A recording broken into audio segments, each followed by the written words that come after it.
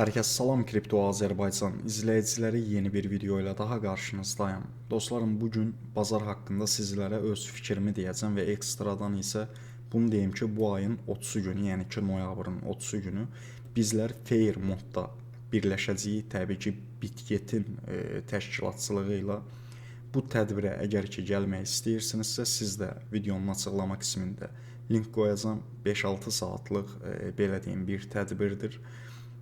Alov güllələrində bir sözlə ayın 30 günü görüşərik. Bilet tamamən pulsuzdur. İndi isə keçid edəyim. Bazara dostlarım, bazarda hal-hazırda qorxu və acgözlülük hissi bu bazarın ən əsas iki amillərindən biridir. İlk öncə bunu anlamalıyıq. Çünki qorxu hissi yarandıqda insanlar əllərindəki valyutaları, yəni düşünmədən satmağa başlayırlar. Çünki bunlar manipulyasiyaya açıq bir insanlardır. Eynən ki, bu kriptovalyuta bazarı hər zaman bunu deyirəm mən də. Yəni sizin düşündüyünüz Forex və ya səhm sahələri kimi deyil. Tesla'nın hissəsi kimi və ya Apple'ın hissəsi kimi deyil. Bu bazar ani bir xəbərlə kripto bazarı həm dibə vurur, həm də dibdən zirvəyə vurur. Yəni burada işi tamamən dərk etmək üçün ilk öncə qorxu indeksi də bu şəkildə başlayır. Yalan xəbərlərlə və ya manipulyasiya edici xəbərlərlə başlayır. İnsanlar əllərindəki valyutanı, varlıqları satmağa başlayırlar. 50%, 40% ziyanlarda. Əlbəttə ki, itirirlərmi? İtirirlər. Ancaq dediyim kimi bu bazar manipulyasiyaya açıq olduğu üçün bu hisslər hər bir insanda var. Qorxu hissi bu şəkildə yaranır ki, ani bir xəbər çıxır. Məsəl üçün, Trump dedi ki, bütün bitcoinlərimi satdım və ya bütün altcoinləri satdım və ya Amerikada heç kim kriptovalyuta işi ilə bundan sonra məşğul ola bilməz. İnsanların əksəriyyəti, yəni düşünməyən bir sözlə beyinlərin 70%-i başlayır əllərindəki bütün valyutaları satmağa və satış baskısı bazarda yarandıqca başlayır kriptovalyutalarda nə etməyə, dibə vurmağa və bazarda qorxu hissi hakim olur. Eynən acgözlülük hissi də bu şəkildədir ki, məsəl üçün bazara yalan bir xəbər, yalan bir məlumat yayırlar, olmayası bir xəbərlər.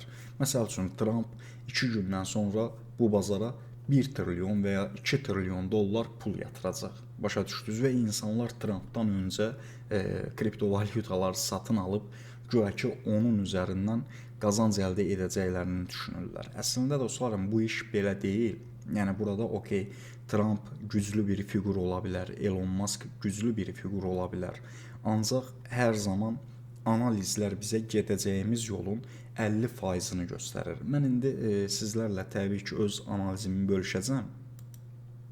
İlk öncə CoinMarket-Cap-ə daxil olduğumuzda ümumilikdə bazardan, yəni ümumilikdə bazarın buradan görə bilərsiniz, market cap'inin 2 trilyon 880 milyard dollara qədər düşdüyünü görürük. Yəni bu da ümumilikdə bazardan çəkilən pul son belə deyim də 2 ayın içində 1 trilyon 200 milyard dollar puldur.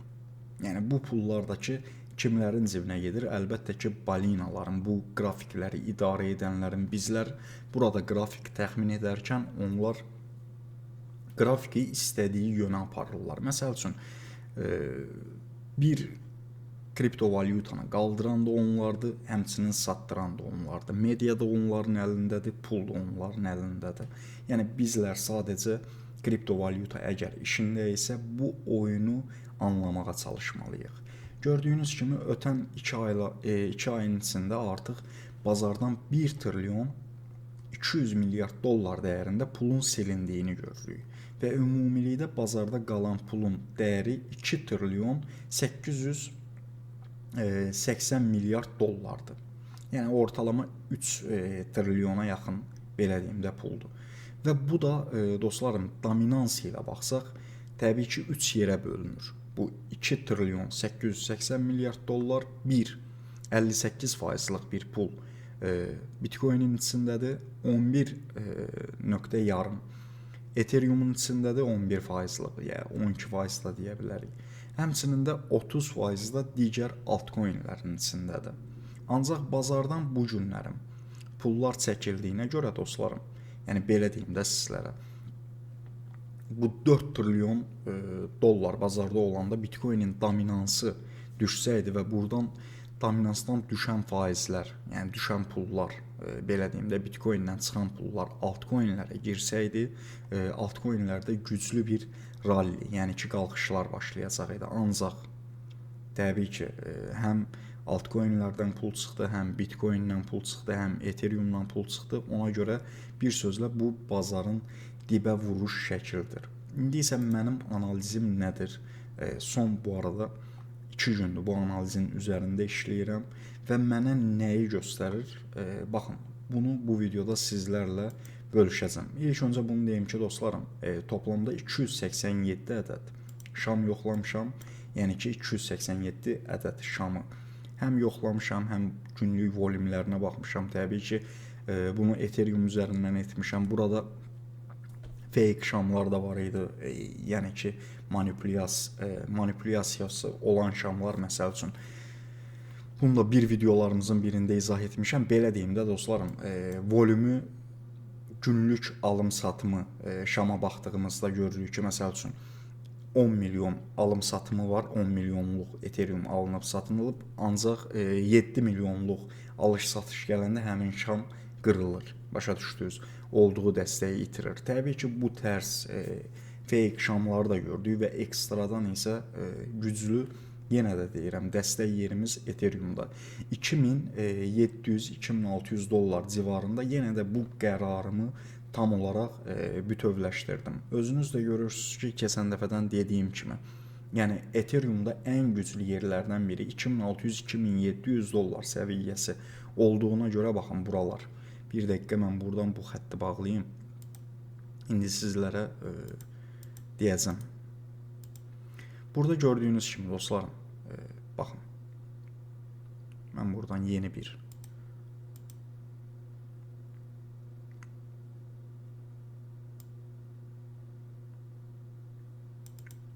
burada dostlarım, əvvəllər əlbəttə ki Ethereum'da 2600 dollar səviyyəsi müqavimət idi. Düzdür? Yəni bunu artıq aşağıdan yuxarı baxanda görürük, bax bu şəkildə.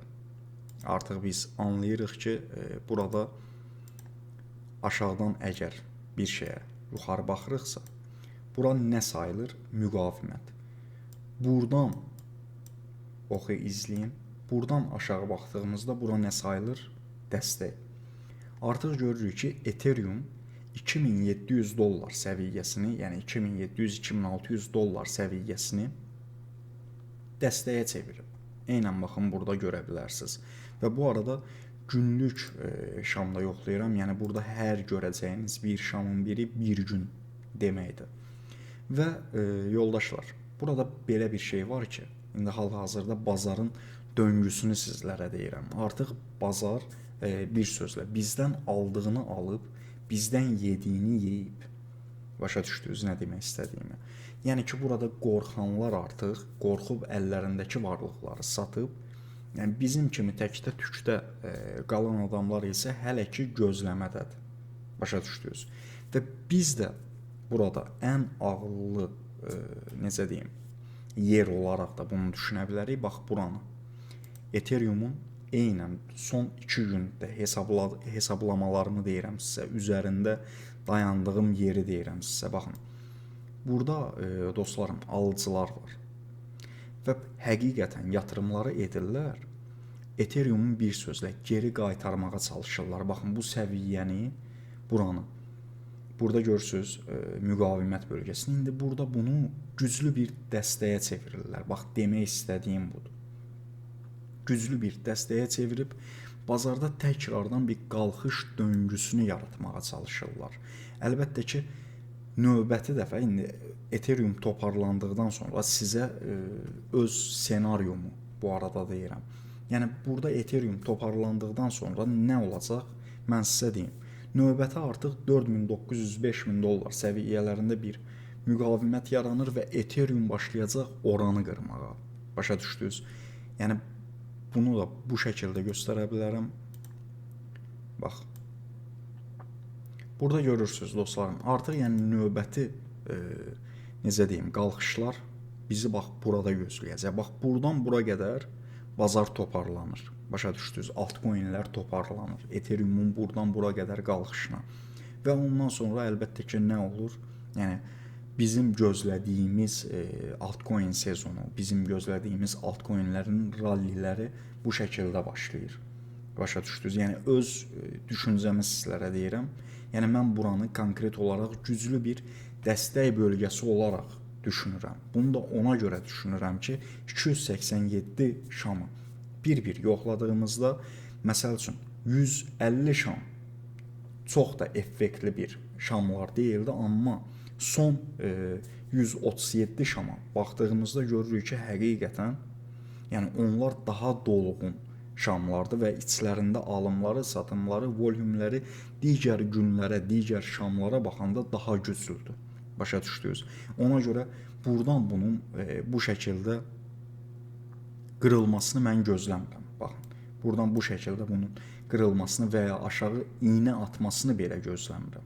Bildiniz necə? Buradan təkrardan bazarın toparlanmasını gözləyirəm. Onsuz da məntiqli olaraq düşünsək, bu günlərin bazar onsuz da bizdən aldığını alıb, insanlar üzərindən qazandığını qazanıb, ortada yəni 1 trilyon 200 milyard dollar puldan gedir.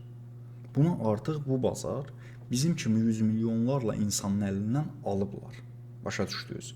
İndi təkrardan oyunun davam etməsi üçün, yəni bizi İnanmıram da, yəni kriptovalyuta sahəsi bu qədər populyarlaşmışkən, yəni bizi bu şəkildə əlimizdəki pulları aldadaraq alsınlar. Təbii ki, dostlarım, Ethereum üzərindən niyə analiz edirəm?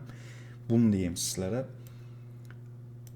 Yəni ki, altcoinlərin ən çox toparlanacağına Ethereumdan sonra inanıram. Əlbəttə ki, Bitcoin, Ethereum, yəni bunlar toparlananda bir yerdə toparlanır və bazara pul Bitcoin və Ethereumun əli ilə girir. Başa düşdünüz?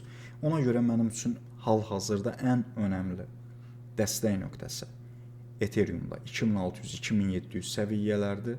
Bu səviyyələr qırılmadıqca bir geri dönüşə inanıram və bu səviyyələr qırılmadığı müddətcə sizə baxın, təkrardan deyirəm.